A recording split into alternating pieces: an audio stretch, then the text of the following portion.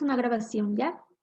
Vamos a hablar sobre los signos radiológicos. Primero, comenzando. El parénquima pulmonar, que es todo esto, está formado por sacos de aire y estructuras de soporte. Los sacos de aire se llaman alveolos. La unión de varios alveolos forman los acinos y los cuales tienen su vía respiratoria terminal.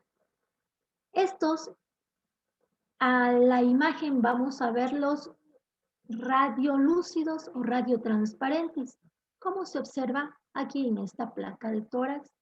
Y hice una magnificación de esa área con el objetivo de que se vea mejor. La segunda estructura es el intersticio, que contiene vasos sanguíneos, vasos linfáticos, bronquios, y esta es la red de soporte llamada intersticio. Lo único visible son los vasos ciliares, que los vamos a observar hasta en los 2/3 del pulmón.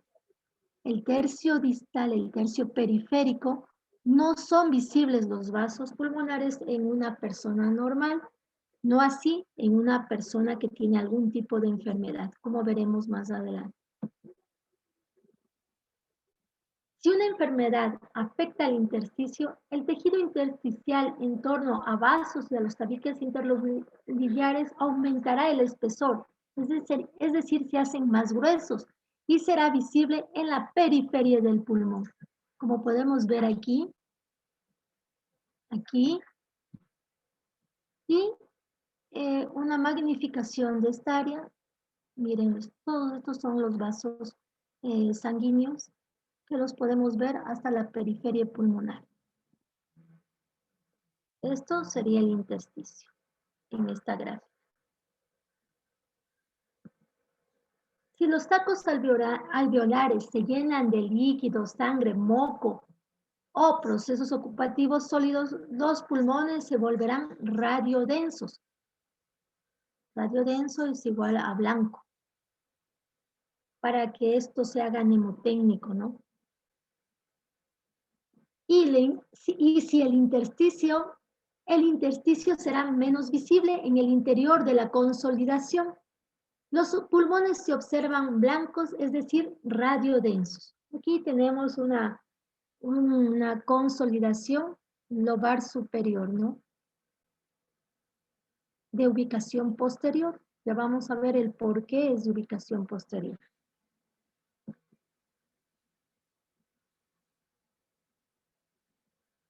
Esto es un ejemplo del intersticio, como lo podemos ver, hasta la periferia, desde la parte central a la periferia. Completamente, vemos el engrosamiento intersticial. Lógicamente aquí no, tal vez no pueden diferenciar, pero indico o grafico, como lo dice Felson, radiopacos. Si los alveolos están llenos de moco, vamos a ver, perdón, sí, radiopacos, es decir, blanco. Acuérdense que el intersticio lo único que se ve son los vasos pulmonares, y estos son radiopacos, por eso no se logran diferenciar. Miren acá, es un claro ejemplo de esto.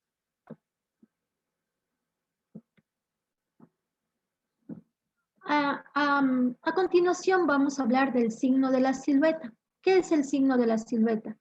Este es cuando dos estructuras que tienen la misma densidad están en el mismo plano. Es decir, aquel proceso neumónico o masa que esté en el borde del corazón, la aorta o los diafragmas, vamos recordando que estos tienen densidad de agua. Y si existe una consolidación que también va a tener una densidad de tejido blando de agua, no van a ser visibles y los bordes del corazón o de las estructuras mencionadas, y a eso se le llama signo de la silueta. He aquí un ejemplo. Aquí existe una imagen radio opaca que sí nos permite ver el borde cardíaco derecho en toda su extensión, ¿no? ¿Qué nos da a entender esto? Que esta es una patología que está en el lóbulo inferior. ¿Por qué? Porque el lóbulo inferior es posterior y el corazón es anterior. Ahora, en la placa siguiente son imágenes tomadas de Person, que es un libro muy didacta, ¿no? Aquí tenemos otra imagen radiodensa, pero no nos permite delimitar la silueta cardíaca en el lado izquierdo. Entonces estamos hablando de un signo de la silueta. Acá no se habla de eso. Se dice no existe signo de la silueta en la placa, en la primera placa, y en la segunda existe signo de la silueta. Aquí más ejemplos, o es el mismo ejemplo, donde podemos ver el borde cardíaco derecho en toda su extensión, en la patología pulmonar que corresponde al lóbulo inferior derecho. Aquí, en cambio, al estar al aparecer el signo de la silueta, sabemos que el lóbulo que está comprometido es el de la língula, porque es anterior. Un ejemplo más. Hice estos gráficos que ojalá para ustedes sea muy didáctico. Aquí hacemos un corte. Aquí vemos un signo de la silueta en la parte superior. ¿Qué quiere decir? Que está comprometido el lóbulo superior. ¿Qué segmento? El anterior. Si esta es la condensación, las estructuras vasculares que son anteriores van a ser signo de la silueta. Esto es anterior, esto es posterior en mi gráfico. Acá tenemos otro ejemplo. Igual está comprometido el lóbulo superior, pero ¿qué segmento? Es el posterior o segmento 2. Igualmente, como no están en el mismo plano, pero sí tienen la misma densidad, va a ser visible. Por eso es importante recordar la segmentación que en algún momento alguien me preguntó. Sigamos. Este es otro ejemplo. Estamos en la parte baja, si trazamos una línea, esta es la imagen radiodensa que nos permite visualizar el borde cardíaco derecho. ¿Qué nos indica esto? Que es posterior, recordando que el corazón está anterior. Si es posterior, no contacta con el borde cardíaco y lo podemos delimitar. ¿A qué lóbulo compromete? Al lóbulo inferior derecho. Aquí tenemos otro corte. Vamos a ser un poco repetitivos en esto. Tenemos otro corte. ¿Qué borde no se delimita? Es el borde cardíaco derecho. ¿Qué lóbulo está ahí? El lóbulo medio, que es anterior y por eso da un signo de la silueta. Hasta ahí alguien que pueda interactuar para que quede claro este concepto antes de seguir avanzando. Yo tengo una duda, Doc, si me puede ayudar, por favor. Dime, Ah, claro. no entiendo por qué le tapa al corazón si es que se supone que el pulmón anteriormente no le rodea al corazón. Entonces no entiendo por qué le estaría tapando. ¿Cuál? ¿En qué lado? En el signo de la silueta, por ejemplo, en ese gráfico de la derecha, le está tapando la parte... Este. Ajá, Porque el pulmón, si tú le haces en un corte axial, este es verás, el lóbulo medio es anterior.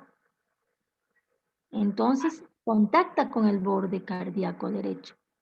Así sea un poquito, si yo hago esta imagen más pequeña, así sea un poco, contacta con el borde cardíaco derecho y a eso se llama signo de la silueta, porque tienen las mismas densidades y están en el mismo plano. ya. Y en la segunda imagen que nos mostró en las diapositivas anteriores, Déjame ver. En este, no, en las primeras que nos mostró, Doc. en Ajá, esta ahí, tal vez. la de la derecha, ajá. No sé El por qué. lóbulo porque el lóbulo de la língula es anterior. El Pero, lóbulo de la língula es anterior. pero no entendería que le tapa todito, por eso me confundo un poco. Claro, no. En un corte axial podríamos, déjame ver si te lo puedo indicar aquí. Ya. Voy a salirme un ratito. Oh, puedo rayar, ¿verdad? De ahí te explico. Pero,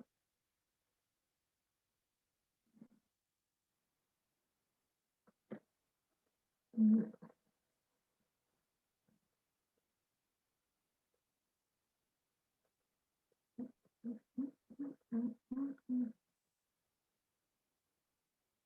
yo creo que este vamos a escoger. No me deja coger. Espérame un ratito que estoy peleando con la computadora. No se preocupe, Doc, gracias.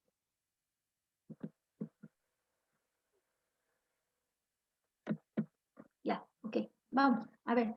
Vamos a imaginarnos que todo lo que yo voy a dibujar es de color blanco, ¿de acuerdo?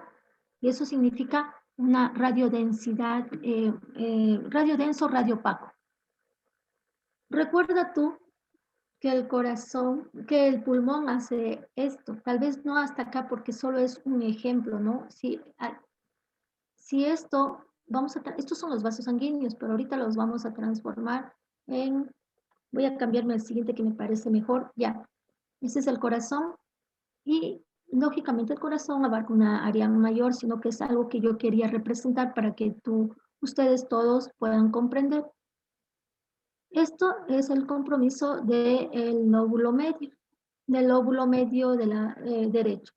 Acuérdate que en el lado izquierdo tenemos el lóbulo superior y el inferior, pero en ocasiones el lóbulo de la língula es el que se compromete y tenemos que ocupar este espacio. Y al ocupar este espacio hay que recordar que el lóbulo de la língula es anterior o entonces, ¿qué sucede? Aquí se forma el signo de la silueta. Cuando veas en cortes axiales tomográficos vas a determinar que el corazón está así, más o menos, y el pulmón en diferentes áreas va a ser esto. Mira, ¿de acuerdo? Entonces, aquí vamos a ir viendo los segmentos, los diferentes segmentos, los mediales, los anteriores, medio, posterior, dependiendo de qué lóbulo estemos hablando. ¿Alguna otra pregunta? Vamos a avanzar para dejar el espacio de preguntas para... Más adelante. Sí, Ya. terminemos la parte teórica para que la parte de preguntas sea para hacer las explicaciones. Claro, mira, aquí es justo lo que te había explicado. Entonces, si el lóbulo de la língula aquí está comprometido y lógicamente borra el borde cardíaco izquierdo y eso es signo de la silueta. Cuando no existe, simplemente no se lo nombra.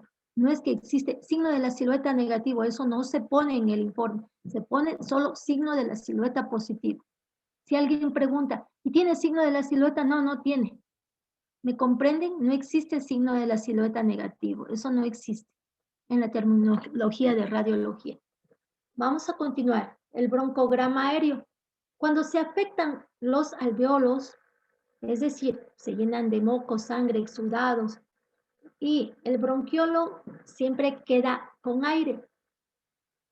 Recuerden que cuando el alveolo se llena de líquido o todas estas sustancias, se va a hacer radio opaco, es decir, blanco. Y los bronquiolos van a contener aire y quedan dentro de este sistema de alveolos que está radio opaco, y al contener aire vamos a ver que se torna negro. Aquí hay un signos del broncograma aéreo. Bueno, aquí hay una imagen radiodensa. Sin embargo, miren, broncograma aéreo. ¿Por qué? Porque nos permiten estas densidades poder observar las estructuras tubulares, lineales, ramificadas que corresponden al árbol bronquial, que se divide dicotómicamente, como todos conocemos. Aquí detrás, miren, normalmente solo deberíamos ver las estructuras vasculares, pero sin embargo aquí hay broncograma aéreo.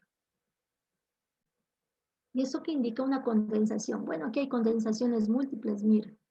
Podemos identificar alrededor imágenes radiodensas que corresponden a la ocupación alveolar y las estructuras tubulares que contienen aire. Hasta ahí estamos bien. lo que yo les explicaba. Si este es el acino, se llena de moco. El acino es negrito porque contiene aire. Se llena de mocos, secreciones, sangre, exudados, trasudados, procesos ocupativos. Los procesos ocupativos, al ser sólidos, tienen densidad de agua y vamos a ver los blancos. Y las estructuras tubulares que corresponden al árbol bronquial van a ser negritos. Aquí igualmente, que es la misma, una imagen similar, vemos broncograma aéreo retrocardíaco, también hacia la parte superior. Es muy frecuente encontrar en las neumonías, en el edema pulmonar, en el infarto pulmonar y en algunas enfermedades crónicas. Miren el signo del bronco. Primero que existe una ocupación, un aumento de la densidad de los dos pulmones. Y aquí se dibuja el broncograma aéreo. Igualmente acá, y aumentadas un poquito más las imágenes hacia el lóbulo superior. Esta es una telectasia del lóbulo superior. Y vemos el broncograma aéreo. Siguiente. Los signos de colapso pulmonar. El colapso se define como la pérdida de volumen del pulmón de un lóbulo o de un segmento. Las estructuras se desplazan al segmento colapsado.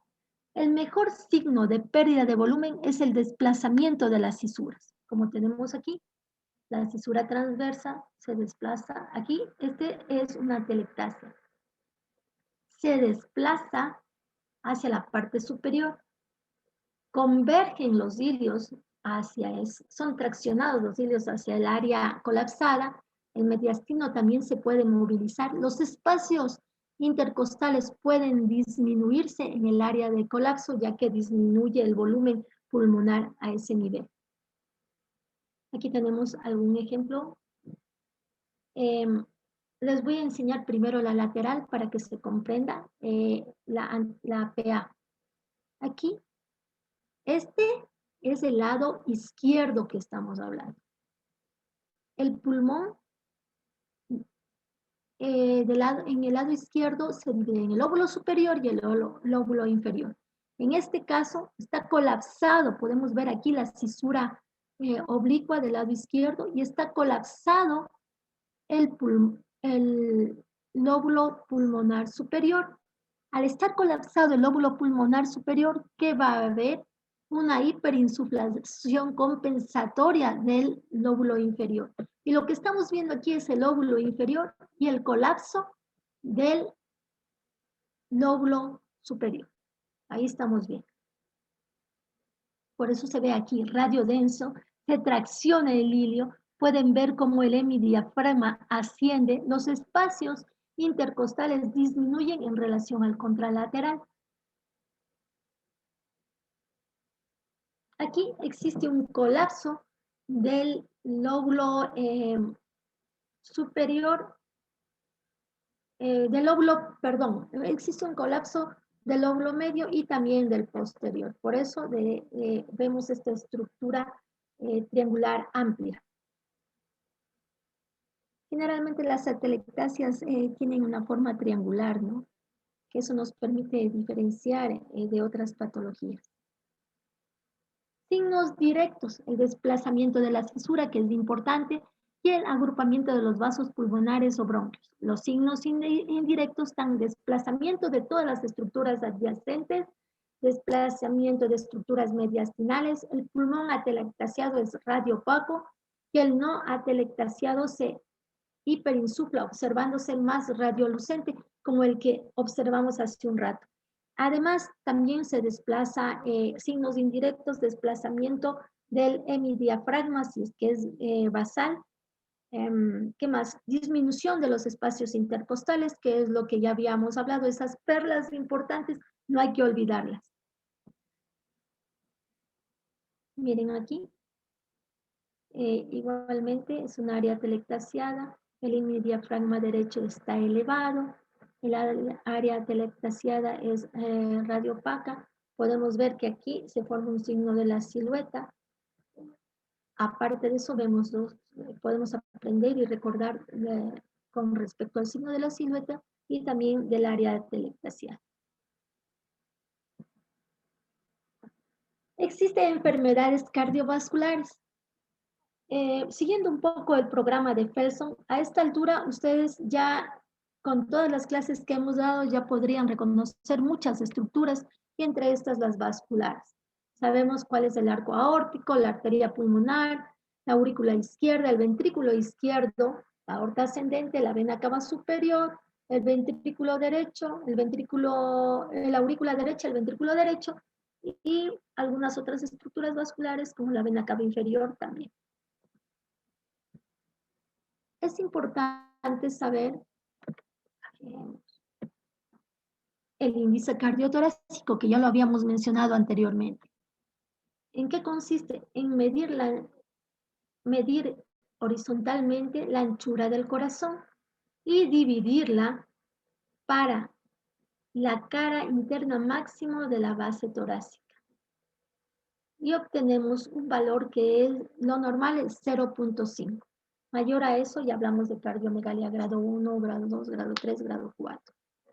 La silueta cardíaca puede aumentar de tamaño por la presencia de líquido o por crecimiento de sus cavidades. Así tenemos, cuando aumenta el tamaño del ventrículo derecho, la punta cardíaca se eleva, porque tenemos que recordar que el ventrículo derecho es basal, está sobre el diafragma. Si este aumenta su tamaño, lógicamente la punta se va a elevar. Cuando aumenta el tamaño del ventrículo izquierdo, el borde se hace convexo y su ápex se dirige hacia abajo, punto. Sigamos.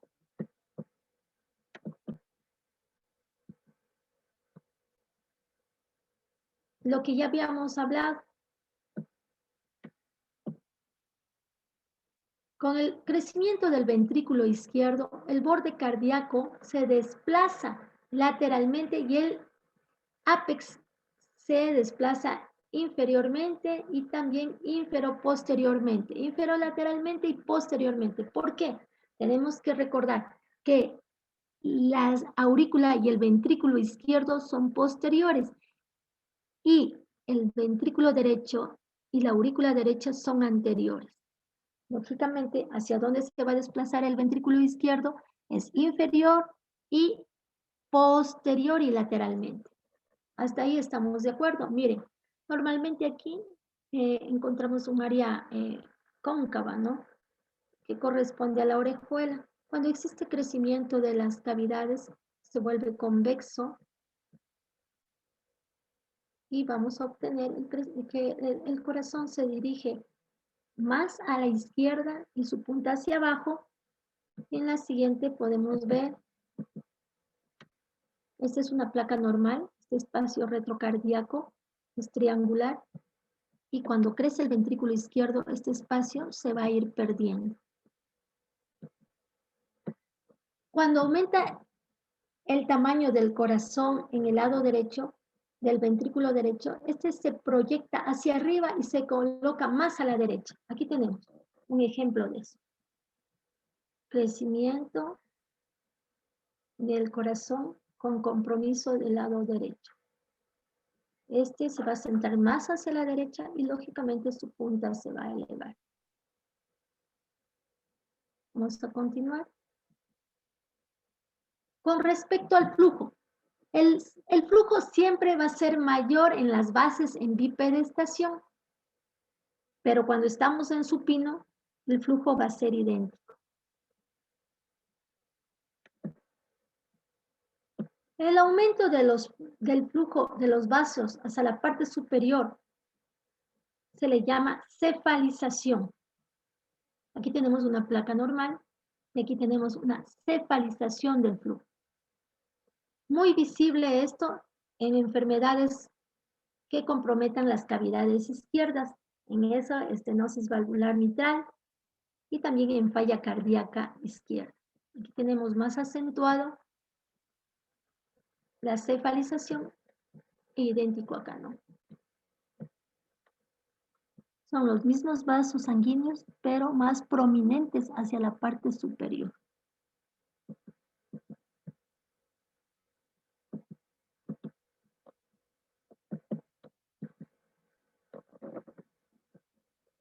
Cuando el intersticio se engrosa, aparecen edema pulmonar, a veces secundario a falla cardíaca.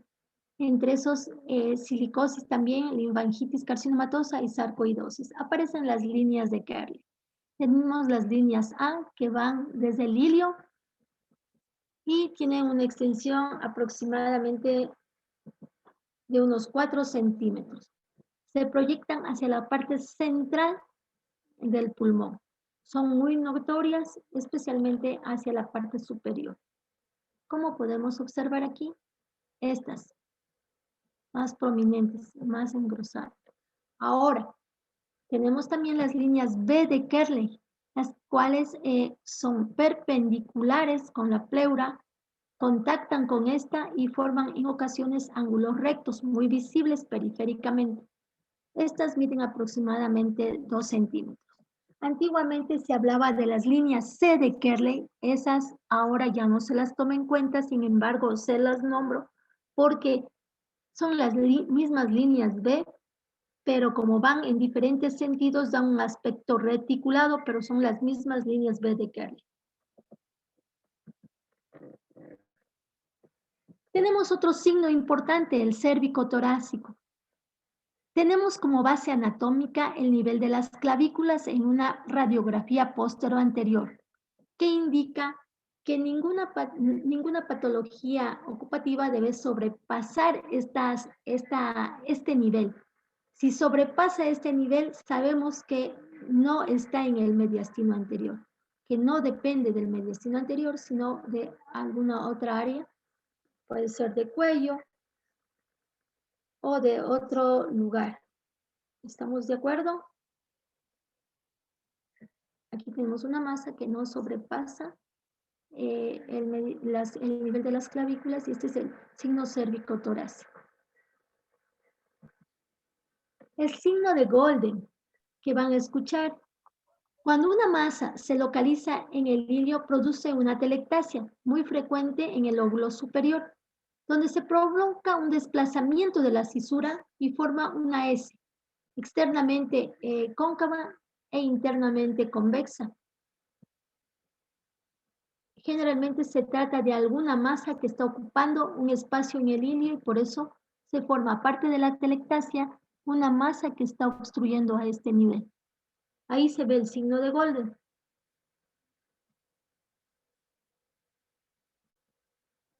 El signo del diafragma continuo.